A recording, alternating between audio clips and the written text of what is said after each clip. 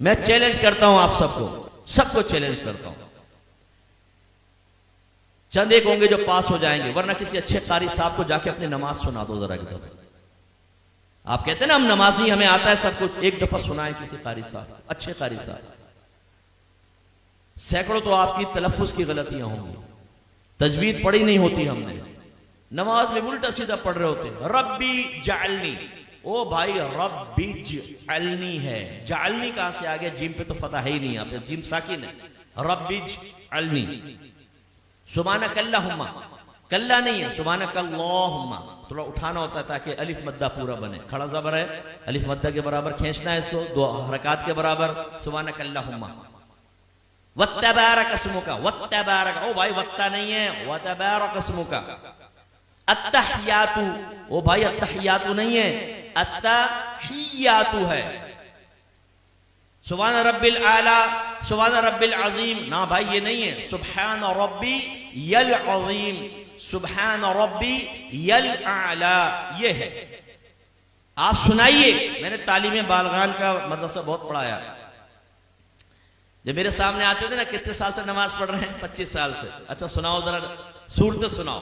ओ भाई एक नई सूरत की शक्ल सामने आती थी, जबर की जगह जेर, जेर की जगह पेश, पेश की जगह कुछ।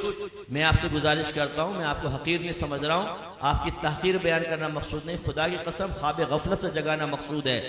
आज आप चेक भरते हैं ना, चेक, जितने यहाँ चेक भरने वाले मौजूद हैं उनसे पूछिए, इतने आराम से भरते हैं, कहीं टेढ़ा मेढ़ा ना हो जाए, बाउंस हो जाएगा।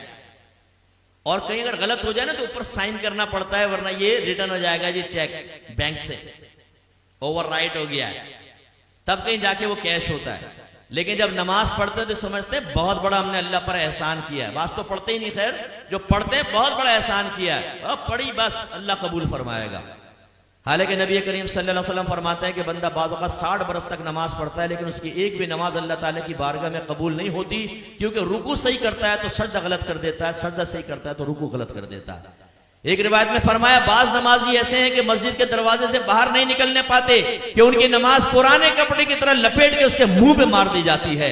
एक रिवायत में फरमाया, जब नमाजी बाज़ औक़ात नमाज खत्म करता है तो नमाज उससे ये कहती है, अल्लाह तुझे ऐसे ही बर्बाद कर दे जैसे तूने मुझे बर्बाद किया।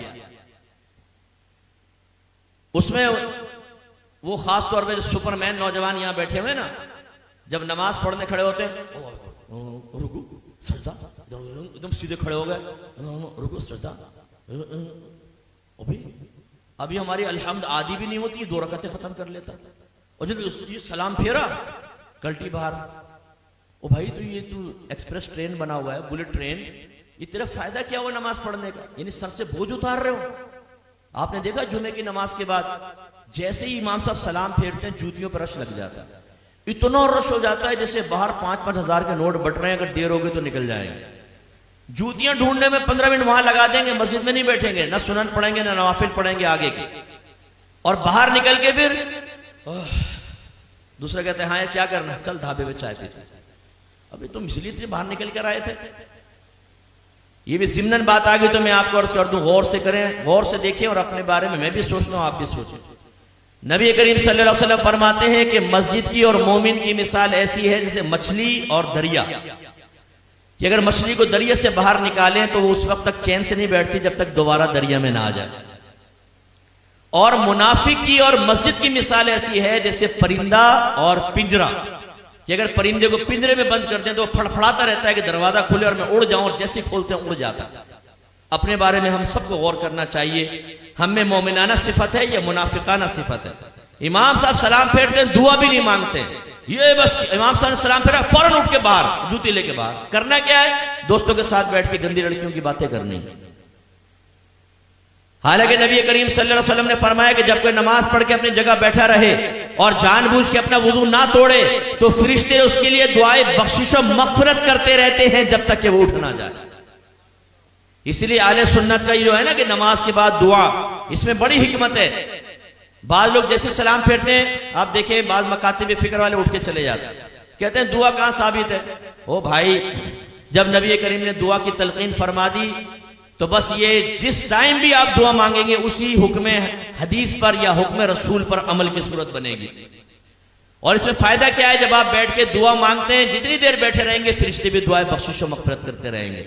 लेकिन जो फौरन सलाम फेरते उठ के चला जाएगा, जैसे ही खड़ा होगा फरिश्तों की दुआएं मगफिरत मुनक़ते हो जाएगी। तो ये हमारा हाल है।